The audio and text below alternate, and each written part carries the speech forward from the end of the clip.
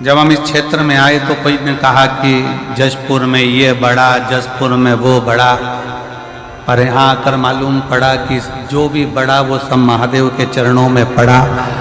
तब ज्ञात हुआ कि यहाँ केवल एक ही बड़ा, वो है देव अधिदेव महा।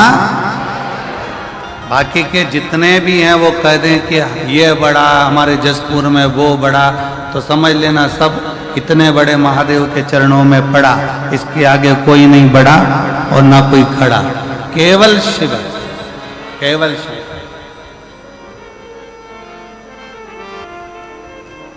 और दिल से सुनो कथा। जशपुर वालों, मेरे जशपुर की जीजियों, मेरे जशपुर के जीजाओं, ना जाने कौन सा पुण्य आप लोगों ने करा होगा कि ये कथा आज 21 तारीख को प्रारंभ हो रही है और 27 तारीख जिस दिन प्रदोष है, प्रदोष के दिन मधेश्वर नाथ के चरणों में ये कथा विराम हो रही है। शायद कथा जब ली होगी तो ये भी नहीं देखा होगा कि प्रदोष पड़ रहा है क्या, तिथि कौन सी पड़ रही है, दिन कौन सा पड़ रहा है, पर कहीं ना कहीं मेरा भोलेनाथ, मेरा विश्वनाथ, मेरा मधेश्वरनाथ, मेरा शिव, मेरा शंकर उस आनंद को आपके भीतर विराजमान कर कर इस आयोजन को सफल बना।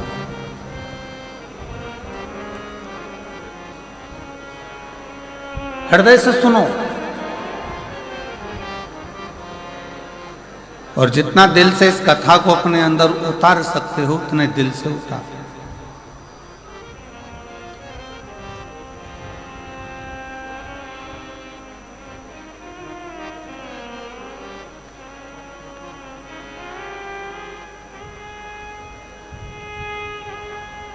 इस वीराने में, इस माइली गांव छत्तीसगढ़ की इस पवित्र धरा पर जैसे शंकर भगवान एकांत में बैठकर इस पवित्र शिव महापुराण की कथा को विराजमान होकर श्रवण कर रहे हैं, वैसे ही आप और हम इस कथा का लाभ है।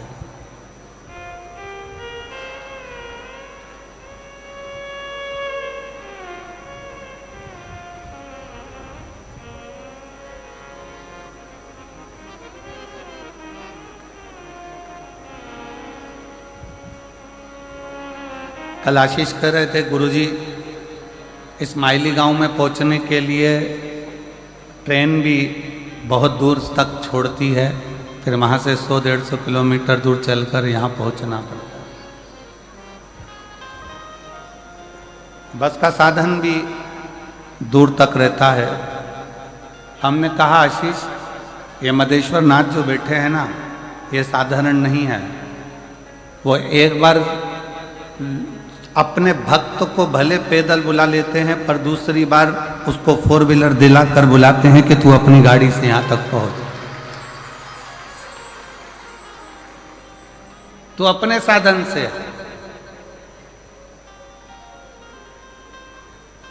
और तेरी कृपा बिना ना हिले एक भी अणु, लेते हैं श्वास तेरी कृपा से तनु तनु। हे गंगाधार मुक्ति द्वार, ओमकार तू बोले, ओमकार तू आयो शरण तिहारी, शंभु तार तार तू। आप जिस भाव से, जिस हृदय से, जिस चित्त से, जिस वृत्ति से, जिस मन से भगवान शंकर की कथा को अपने भीतर उतारोगे, शिव उस भाव से आपको प्रकट होगा, उस भाव से आपको मिलेगा।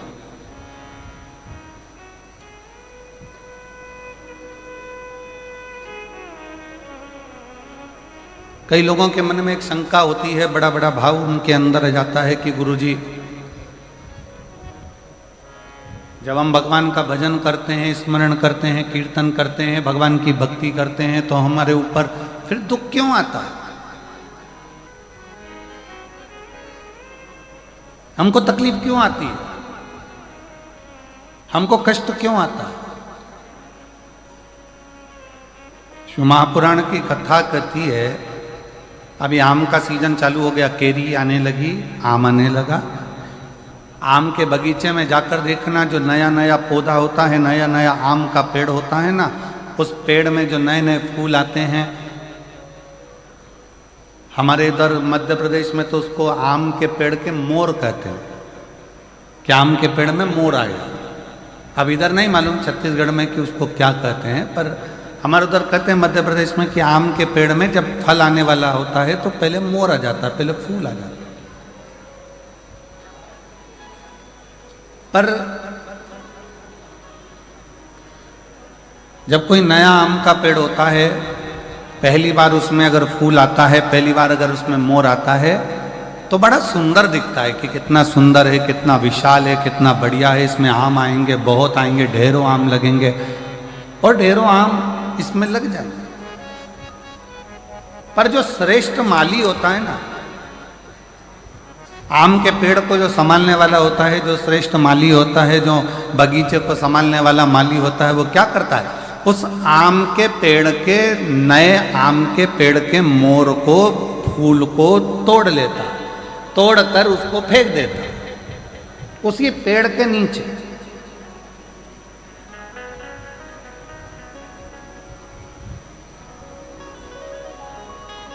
और दुनिया के लोगों को लगा कि इतना बढ़िया आम का पेड़ है, उसमें इतने सारे मोर भी लगे, इतने सारे फूल भी लगे और इतनी सारी केरियां आएंगी, इतने सारे आम लगेंगे। परंतु गजब करा माली ने, बगीचे के माली ने तो तोड़ा फूल को, मोर को और पेड़ के नीचे डाल दिया। कई लोगों को गुस्सा भी आया, कई लोगों को लगा भी सरी कि ये क्या करा, बताओ।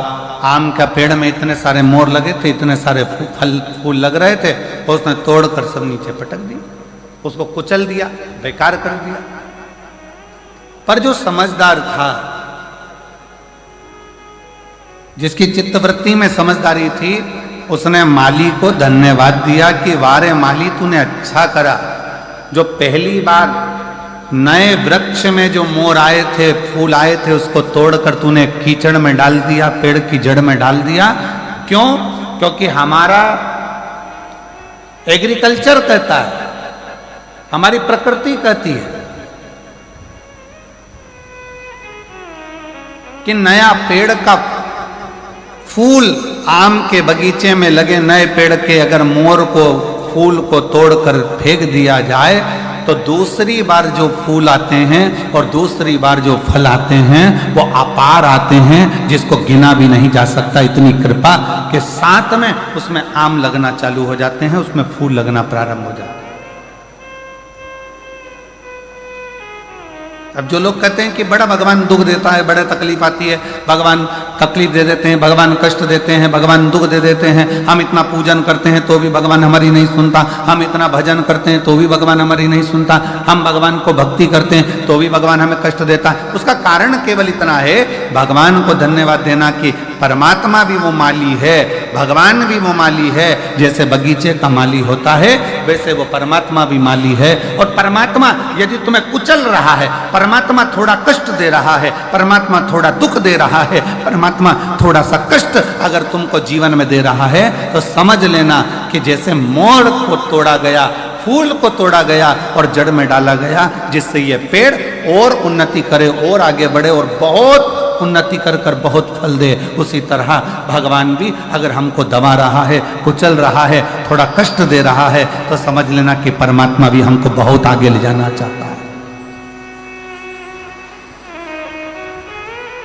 समझ लेना, परमात्मा भी हमको बहुत आगे तक लेकर जाना चाहता है, परमात्मा हमको बहुत दूर तक लेकर जाना चाहता है, परमात्मा हमको बहुत अग्रणता में लेकर जाना चाहता है।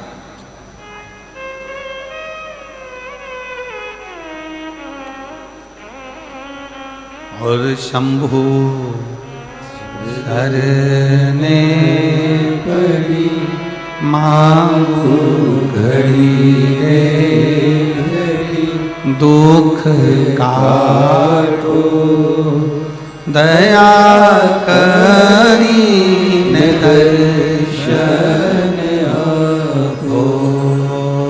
शंभु शरणे पड़ी मांगू घड़ी रे घड़ी, दुख काटो, दया करीने दर्शन आपो।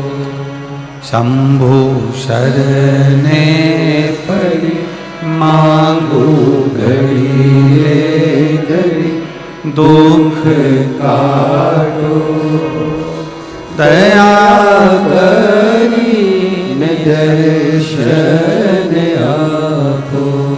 शंभु शरणे पड़ी मांगो घड़ी रे घड़ी, दुख काटो, दया करीने दर्शन आपो। ओ दया करीने दर्शन आपो, दया करीने दर्शन आपो। भगवान शिव की कथा कर रही है। थोड़ा कष्ट जीवन में, थोड़ी तकलीफ जीवन में, थोड़ा दुख जीवन में, थोड़ी परेशानी जीवन में अगर परमात्मा दे तो ये मानकर चलना कि वो भोलेनाथ ने तुम्हारे लिए कुछ अच्छा सोच कर रखा हो, कुछ अच्छा विचार कर रखा हो, कुछ अच्छा सोच लिया होगा, कुछ अच्छा विचार कर लिया होगा, कुछ अच्छा अपने मन में धारण कर रखा होगा, जो आज प्राप्त हुआ है।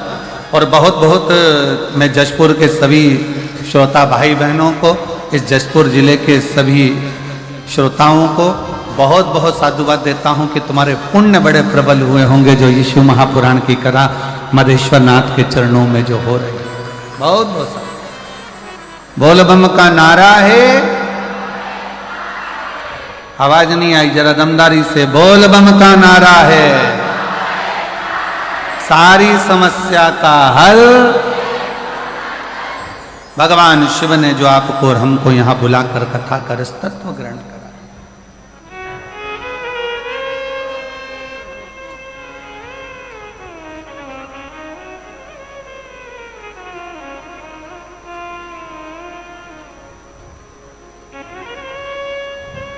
और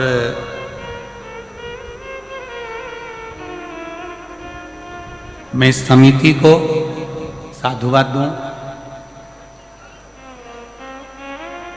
कि वास्तवता है इस कथा की जरूरत। ये जो जमशेदपुर वासी है, जशपुर के छत्तीसगढ़ के जो निवासी हैं, मयाली गांव के जो निवासी हैं, या इस आसपास के क्षेत्र के जो निवासी हैं, वनवासी क्षेत्र के जो निवासी हैं, वो लोग बहुत दूर जाकर कथा को नहीं सुन पाते, बहुत दूर जाकर इस कथा का लाभ नहीं ले पाते।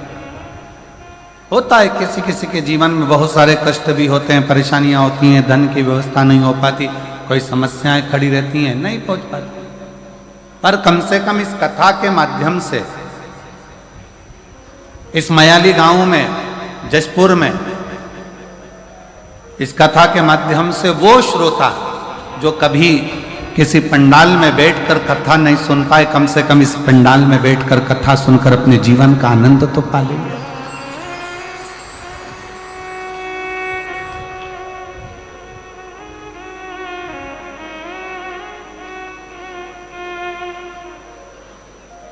दिल से सुन, धारण करो,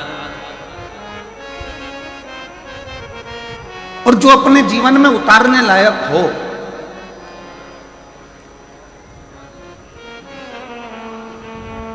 अपने जीवन में जो अच्छा लगे कि शिव महापुराण के माध्यम से ये हमारे जीवन के लिए श्रेष्ठ है, वो ले लो, वो ग्रहण करो, वो धारण करो।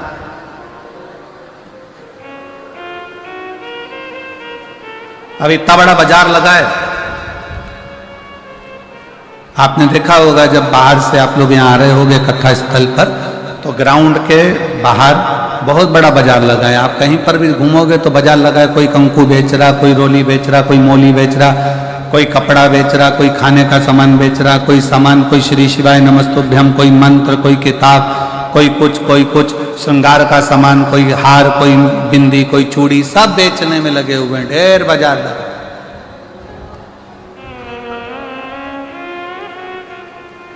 पर एक बात बताओ, जसपुर वालों जरा सावधानी से बताना, बाजार तो बहुत बड़ा लगा है, क्या पूरा सामान तुम खरीद लोगे? जम के बोलो जरा, जम के। नहीं। क्या खरीदोगे? जिसकी तुमको जरूरत है।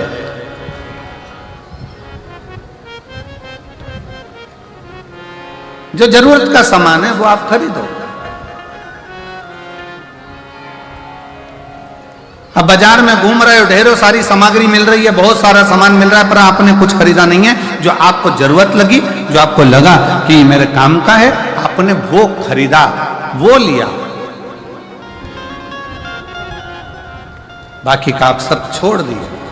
और अगर मन करा आपका कि नहीं मैं तो पूरा सामान खरीदूं, तो खरीद कर ले भी गए तो मालूम पड़ा कि वो सारा की सारा कबाड़ा हो गया, वो तो भंगार में चले गया, कबाड़े में चले गया, बेकार हो गया। जो काम का था वो तुमने ग्रहण करा। पूरे 3 घंटे की कथा में 1 बजे से 4 बजे तक जो ये जसपुर में मायाली गांव में जो मधेश्वर नाथ के चरणों में जो कथा हो रही है, इस 3 घंटे की कथा में जो आपको अच्छा लगे, पूरा बाजार भले ना भाई, पर जो आपके जीवन को अच्छा लगे कि मेरे जीवन को अच्छा है और ये मुझे उतारना चाहिए, मेरे जीवन को ये अच्छा कर सकता है, मेरे जीवन को ये श्रेष्ठ बना सकता है, उसको उतारने का प्रयास करो। जैसे बाजार में बहुत सारा सामान है पर लिया वही जाता है जो हमारे काम का होता है, उसी तरह कथा में बैठकर जो आपकी जिंदगी को सार्थक बना सके, जो आपके जीवन को श्रेष्ठ बना सके, उसको ग्रहण करने का प्रयास करें।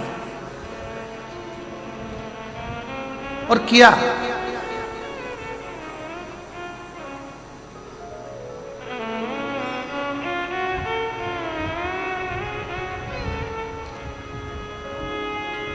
देवराज नाम का ब्राह्मण, शिव महापुराण की शुरुआत एक देवराज नाम के ब्राह्मण से होती है, और वो देवराज नाम का ब्राह्मण कुल में जन्म तो ले लेता है पर ब्राह्मण जैसा कर्म नहीं कर पाता।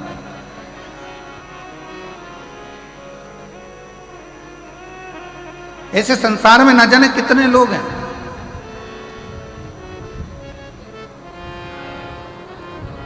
जो जन्म तो ले लिए पर उस जन्म से दूर हो गए। और याद रखना, भारत की भूमि पर जन्म मिले और भारत की भूमि पर जन्म मिलने के बाद में सनातन धर्म हमारा हो, हिंदू धर्म हमारा हो, तो भगवान को धन्यवाद देना कि तूने मुझे भारत की भूमि पर जन्म दिया और साथ में सनातन धर्म दिया, हिंदू धर्म दिया।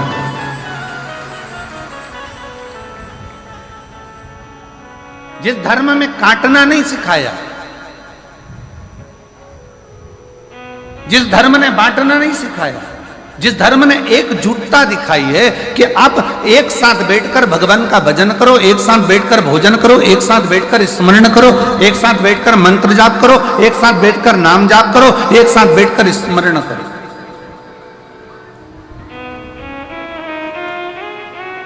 और उसका सबसे बड़ा प्रमाण सनातन धर्म ने इस 2025 में दिखाया, कुंभ का मेला, महाकुंभ, जिसमें करोड़ों 70 करोड़ के करीब में भक्त पहुंचे और एकजुट होकर मां त्रिवेणी के संगम पर स्नान करना, भगवान का मंत्र जाप करना, एकजुट होकर भगवत स्मरण में डूबना। ये सनातनी ने अपनी एकता को जागृत कर संपूर्ण विश्व में दिखा दिया कि सनातन धर्म क्या है।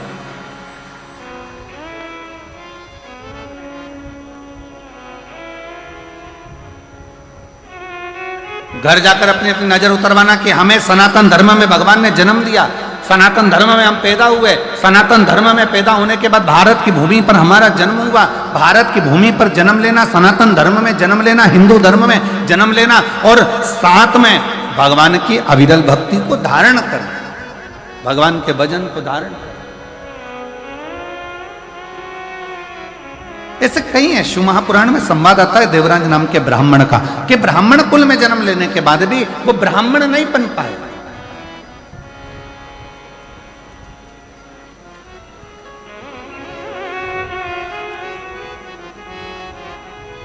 देवराज नामक का ब्राह्मण कुल में जन्म लेने के बाद भी ब्राह्मण कर्म नहीं कर पाए। और ऐसे कई पढ़े हैं।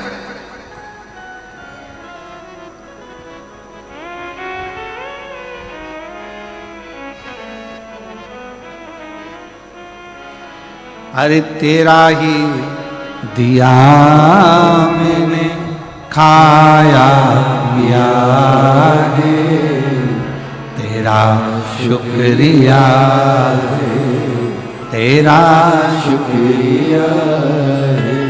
मुझे भोले बाबा ने बहुत दे दिया है, तेरा शुक्रिया है, तेरा शुक्रिया है। ये जायदाद दी है, औलाद दी है, ये जायदाद दी है, औलाद दी है। मुसीबत में हर वक्त इमदाद दी है, मुसीबत में हर वक्त इमदाद दी है। तेरा ही दिया मैं खाया पिया है, तेरा शुक्रिया है, तेरा शुक्रिया है। मुझे भोले बाबा ने बहुत दे दिया है, तेरा शुक्रिया है, तेरा शुक्रिया है। अगर बहुत अच्छे कुल में जन्म मिल जाए, मानव का शरीर मिल जाए, और मानव के शरीर के साथ में ये भगवान से प्रार्थना करना कि पूर्ण शरीर। कई कई संसार में ऐसे भी जन्म हैं, किसी को भगवान ने एक नेत्र नहीं दिए, किसी को आंखों की रोशनी नहीं दी, कोई कोई ऐसा जन्मा जिसको श्रवण शक्ति नहीं दी, कोई कोई ऐसा जन्मा कि जिसको भगवान ने वाणी नहीं दी, कोई कोई ऐसा जन्मा जिसको भगवान ने चरण नहीं दिया, कोई ऐसा जन्मा जिसको भगवान ने हाथ नहीं दिया, कोई ऐसा जन्मा जिसको भगवान ने बुद्धि नहीं दी, कोई ऐसा जन्मा जिसको भगवान ने विवेक नहीं दिया। पर भगवान ने अगर तुम्हारा शरीर पूरा दिया है, पांव दिए, हाथ दिए, नेत्र दिए, श्रवण दिया, वाणी दी, सोचने समझने की बुद्धि दी, तो भगवान को धन्यवाद देना कि तेरी कृपा बड़ी हम पर है जो तूने हमें पूर्ण शरीर दिया।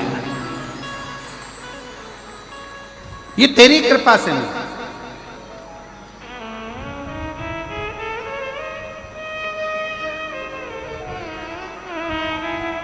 भगवान को साधुवाद हो कि तूने बड़ी कृपा करी जो हमको ये जन्म दिया। और आज मैं इस व्यासपीठ से आज हम कहेंगे एक बात को कि मयाली गांव वालों को ये बोलना चाहिए, भगवान को तुमने बड़ी कृपा करी जो मयाली गांव में जन्म दिया, जो महामधेश्वर नाथ विराजमान है। छत्तीसगढ़ की पवित्र भूमि दी, ये धान का कटोरा, ये छत्तीसगढ़ की पवित्र धरा, और उसमें भी मयाली गांव जहां पर मधेश्वर नाथ विराजमान है।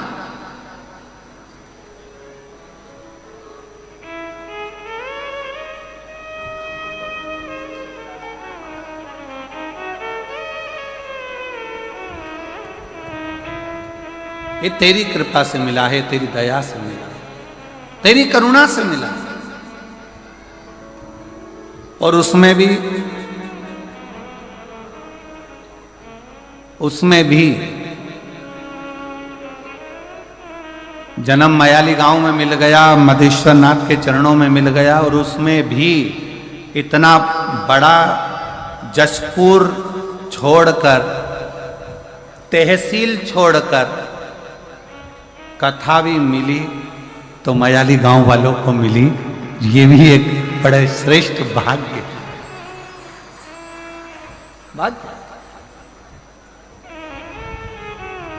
हर हर, दोनों हाथ उठाकर जरा हर हर। ये तेरी कृपा, ये तेरी दया, ये तेरी उदारता, ये तेरी करुणा, ये तेरी दया। और हमारे ईश्वरनाथ तक की बात पहुंचना चाहिए और दिल से बाबा को अपने हृदय का भाव अवश्य कहिए, साथ में बोलिए।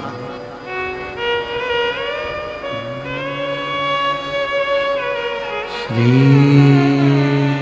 शिवाय नमस्तुभ्यं,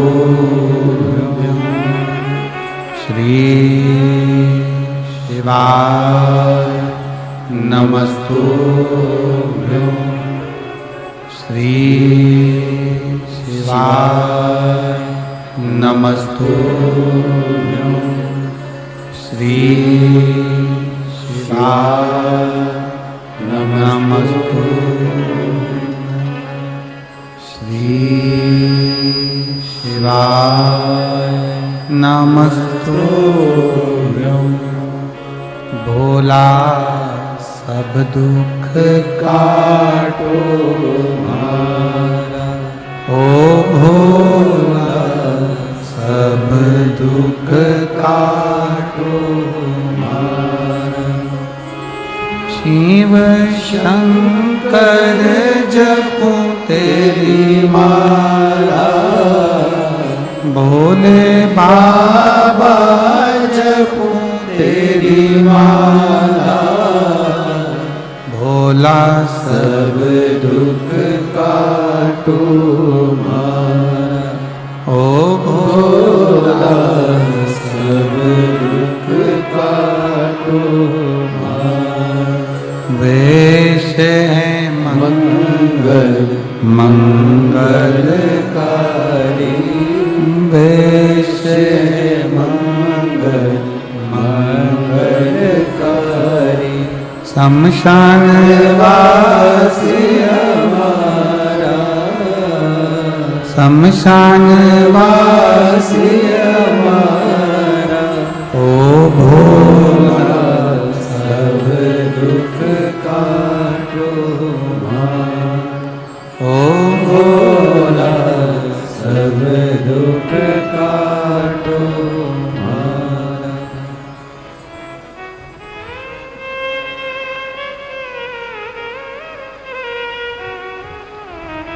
बाबा देवदिने महादेव भगवान शिव, ओगरदानी त्रिकालदर्शी कैलाशी अविनाशी शंकर की कथा कह रहे,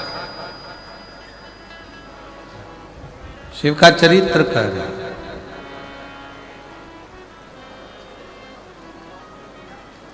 कोई पुण्य हमारे और आपके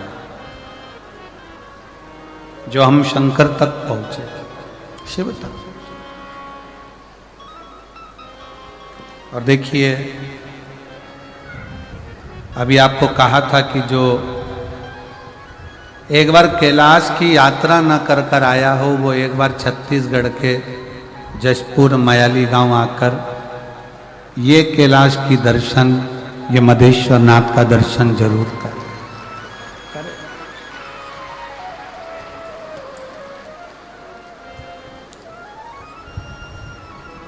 पूरे 7 दिन में, आज तो कथा का पहला दिन है और जो ये लीला का दर्शन आप कर रहे हो, ऐसा दर्शन तो आपने भरी बारिश में ना किया होगा। तो भगवान शिव की इस अनुपम लीला का दर्शन,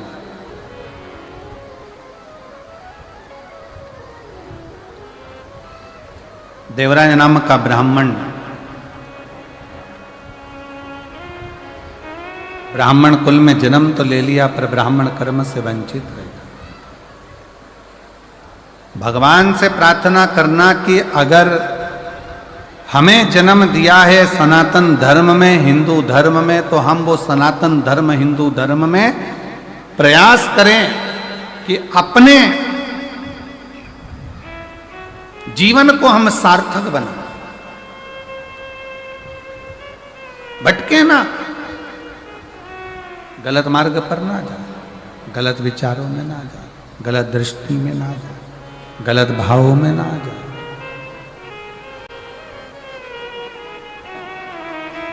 शिव पुराण कर रही है, भगवान शंकर का पावन चरित्र कर रहा है, शिव तत्व कर रहा है।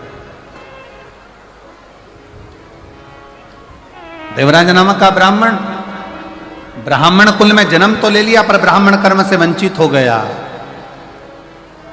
और फिर निवेदन है, अगर पत्नी बच्चा परिवार की बात रहे ना तो मेरा शंकर निभा सकता, मेरा शिव निभा सकता।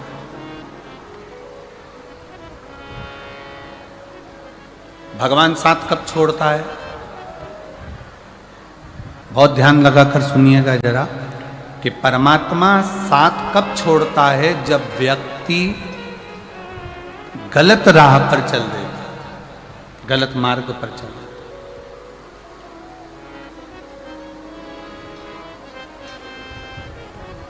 जब वो गलत मार्ग की ओर बढ़ता है, परमात्मा साथ छोड़ देता। देवराज नामक का ब्राह्मण जब तक अपने पत्नी के लिए कमाया, शिव ने साथ दिया।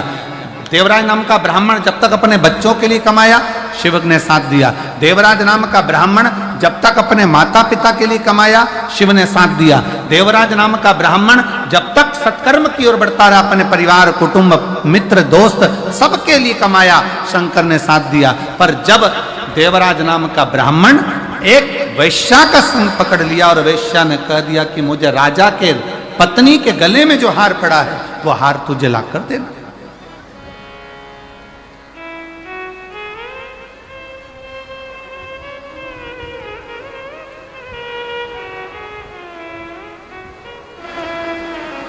हर हर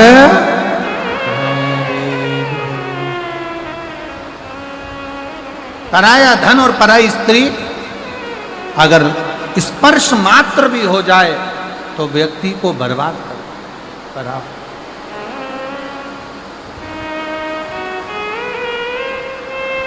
देखिए, बहुत तेज जलवृष्टि है और निवेदन है, पंडालों में जहां जगह हो, पीछे के टेंट ऑन खाली कर पंडालों में जहां जहां जगह हो वहां पर बैठने का प्रयास करिए। पंडालों के अंदर जहां जहां जगह हो वहां बैठने का प्रयास करिए। पानी बहुत तेज है।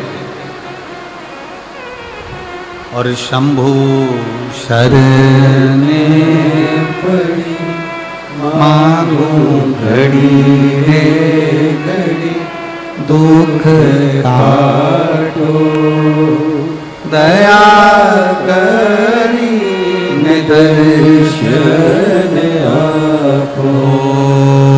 शंभु शरण पड़ी मांगो घड़ी रे घड़ी, दुख काटो दया करी दर्शन आपो। शरण पड़ी मांगो घड़ी रे घड़ी, दुख काटो दया करी दर्शन आपो। शंभु शरण पड़ी मांगो घड़ी रे घड़ी, दुख काटो दया करी दर्शन आपो। दया करी दर्शन आपो। शिव कथा कह रही है, भगवान शंकर का चरित्र कह रहा है, शिव महापुराण कथा वर्णन कर रही है। पर धन और पर नारी,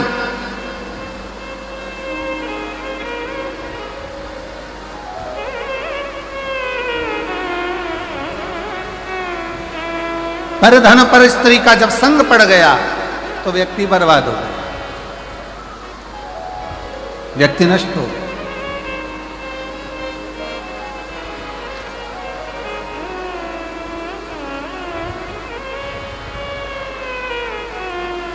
और देवराज के साथ में यही हुआ। घर में सुंदर नारी है, घर में सुंदर बच्चे हैं, घर में बुजुर्ग माता पिता हैं, पूरा घर अच्छे से चल रहा था, कोई चीज की जरूरत देवराज को नहीं पड़ती। पर जब एक वैश्या का संग देवराज को हो गया, उसकी सुंदरता देखकर, उसका चेहरा देखकर, उसकी सुंदरता का गुणगान करते हुए देवराज उस वैश्या का संग जब पकड़ लिया,